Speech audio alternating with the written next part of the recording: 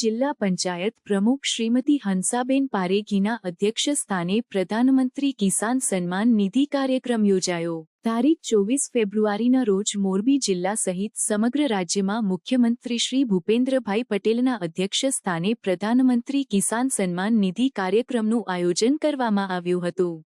આ ઉપરાંત બિહાર રાજ્યના ભાગલપુર ખાતેથી પ્રધાનમંત્રી શ્રી નરેન્દ્રભાઈ મોદીના હસ્તે વર્ચ્યુઅલ ઉદ્ઘાટન કરવામાં આવ્યું હતું, જેમાં સમગ્ર દેશમાં ખેડૂતો અને રાજ્યમાં 58 લાખ ખેડૂતોને પ્રધાનમંત્રી કિસાન સન્માન નિધિ અન્વયે આર્થિક સહાય અર્પણ કરાઈ હતી.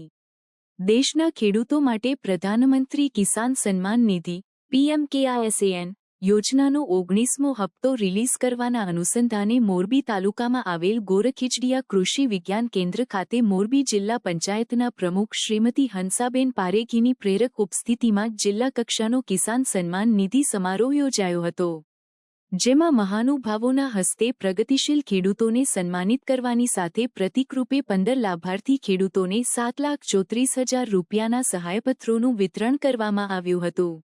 કાર્યક્રમની શરૂઆત મંચસ્થ મહેમાનોનું પુષ્પગુચ્છ અર્પણ કરીને અને દીપ પ્રાગટ્ય વડે કરાઈ.